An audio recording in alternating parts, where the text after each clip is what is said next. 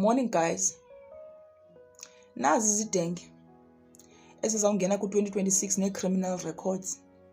I'm sure you guys have heard about what happened eBuhlanti eMonti. And I'm sure senibonile ne-video that is circulating of this poor security guard being assaulted zezizidenge zabafana. So here's what happened.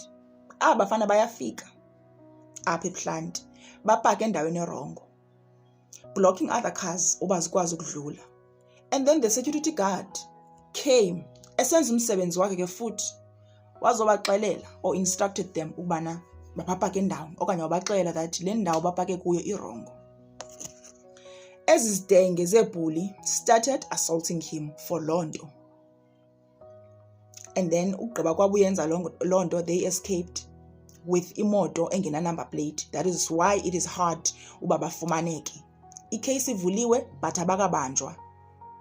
And xa benza into abayiqhelileyo abaswine, because apha kubo kuthiwa ukhona lo who always walks around with a gun. Xa bafuneka simoyike thina, xa bafuna ukoyikwa, xa benza into abayiqhelileyo.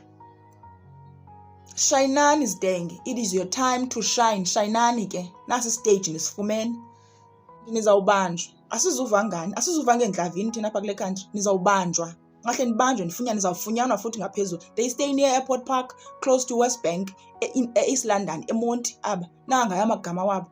Nizawubanjwa zidenge, nifana nazimele lapho nizimele khona.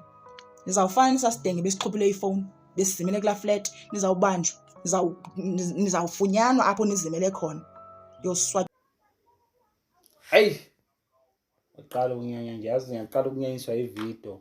Yazi unyanyisa ivideo kunyanyisa uzufise ngabe kuthiwa uthi ngithi angconto umuntu wakithi lo kade bemenza kanje.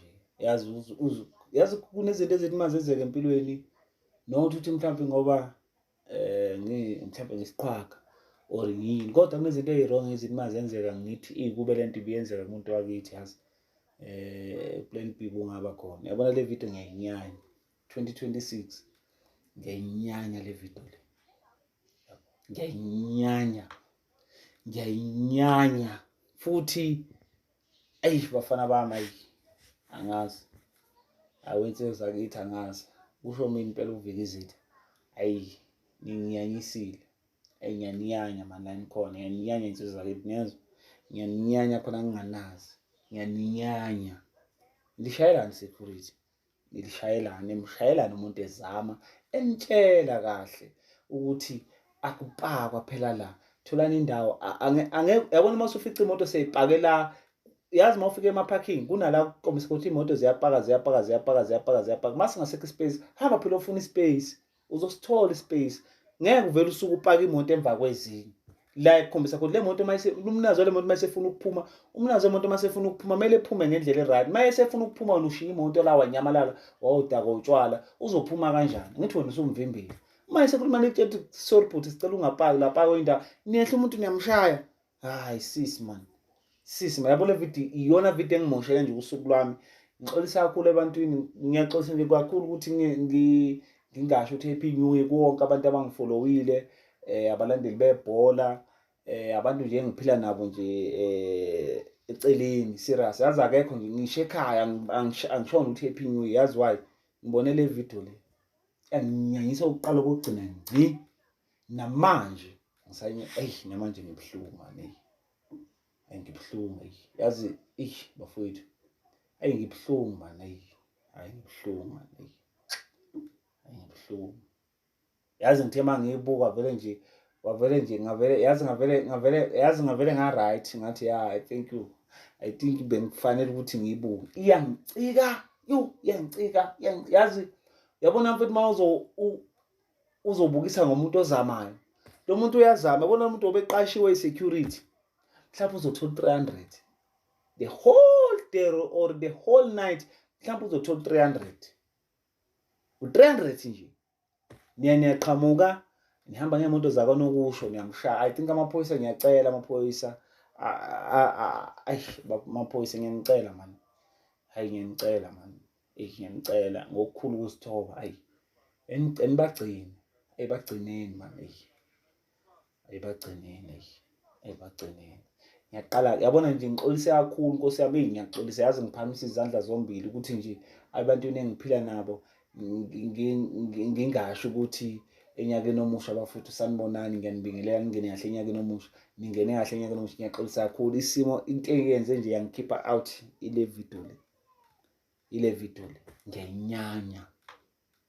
ngiyayinyanya le video le, ngiyayinyanya konke amavidiyo engisawabonile ku-2025 until uzoyophela. Nginyanya le video le, iyona video enginyanyisile-ke le. Yazi bafowethu ayikulungile mani, sisi. Hayi bhuti, ngizawubaleka kuphela indlela engane ngeniyozinikeza lapha emapoliseni e-East London. Imbi kakhulu neniyenze kula nogada umbethe umntana omuntu esedyuthini alahlobo. Kutsho upresident onogada niyafuneka nimoshe kakhulu bhuti. Noba ke niyayithanda amehlo, yabona into othanda amehlo kuba nje iqinisekile ngingasuthi uvuleka mhlaba ndingene. Uyafuna bhuti emthethweni, ambozinikezela. Hello Mzansi, welcome to Mgosi Mzansi. If today is your first time visiting this channel, please do the right thing and click the subscribe button. Guys, in South Africa, it's really not safe. Imagine abantu bakushaya for just trying to do your job. Or semsebentini ushaspan sakho, or but bantu bak-attack bakushaya just because bona babona ngazuthi they are superior, bangibomaqhuzu, they are untouchable, bona bayashayana banetibhani bayasatshwa.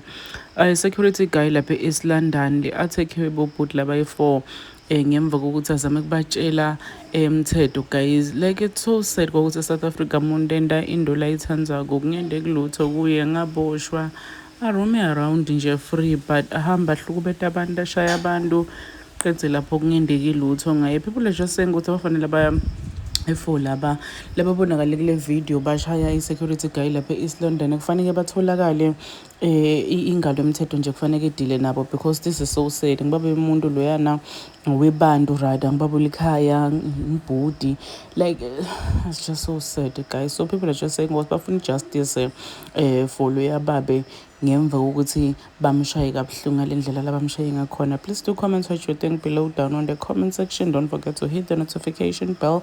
I will see you on the next one. I'm signing out. So goodbye.